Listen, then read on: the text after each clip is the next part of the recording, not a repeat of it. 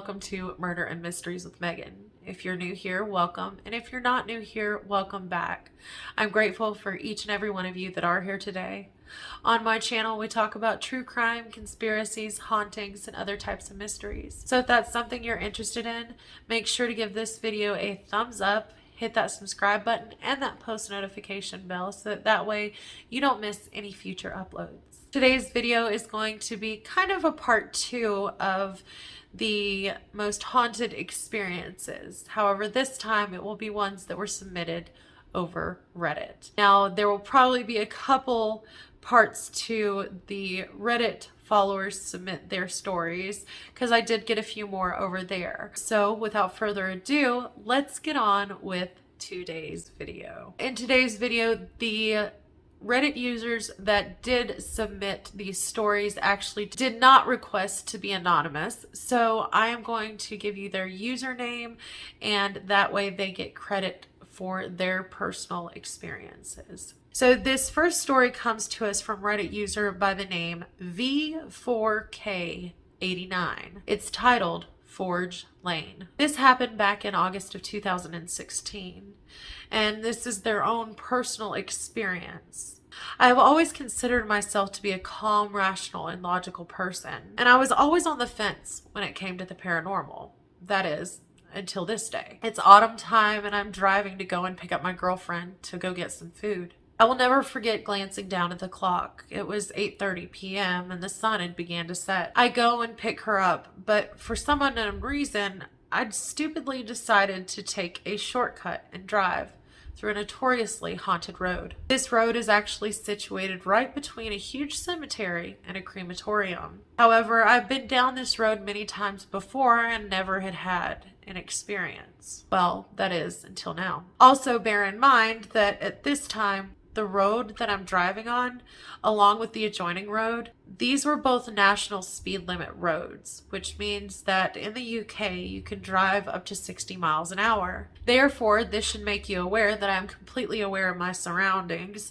I'm focused, alert, and I have my wits about me. There are absolutely no street lights or sidewalks for pedestrians to walk on. So as you can tell, I am taking it all in and I am cautiously driving at a high speed and fully aware of all of my surroundings. We continue moving along and quickly end up reaching over halfway on these two connected roads. This is a point where the trees actually form kind of a tunnel over the road, just adding to the eeriness, of course. As I'm driving along, I suddenly notice a distant figure up ahead. It was about 50 to 100 yards in front of me. He just sort of happened to be there, seemingly from nowhere. So as any sane driver would do with a person standing in the middle of the road, I took my foot off the gas until I realized something. There are no sidewalks for pedestrians to walk on. It is dark, and this is a 60-mile-an-hour road. My mind instantly began going into overload. I started to go through a series of questions in my mind. An absolute flood of emotions came over me, and a feeling of dread started to creep in. But I quickly reminded myself that I needed to remain calm, driving on this very dangerous and unlit road. As I got closer and closer, within less than 50 yards now at this point, I can make out a bit more detail. It is now that my emotions are starting to run wild. My hands are shaking, tears are streaming down my face, and I'm beginning to sweat profusely. This is all because I am gradually starting to come to the realization of what is actually in front of me. It's a brown-robed figure with no face and no feet, just hovering there in the middle of the road. Then, almost as if he sensed that I was there, he floated to the side of the road and into the woods and disappeared. I was speechless and my face had gone completely pale. I was drenched in sweat by this point, and tears were still streaming down my face. I sat there for a full 10 minutes trying to debunk what I had just seen and what had just happened to me. The truth was, though, there were no street lights or other lights that could have caused any kind of visual misinterpretation. No paths for someone to be entering this section of the highway, and no other cars or interference from an external source whatsoever. I eventually, after what seemed like it took an eternity, came to a realization. I had just witnessed a full-bodied apparition of a brown-robed Benedict monk. By the way, you want to know the funniest thing about this?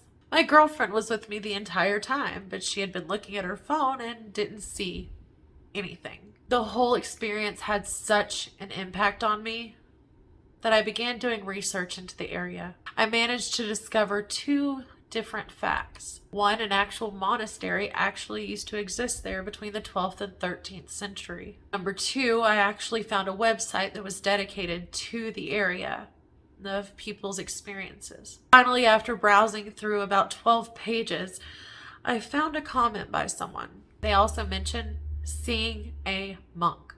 Wow, that sounds like an absolutely insane experience.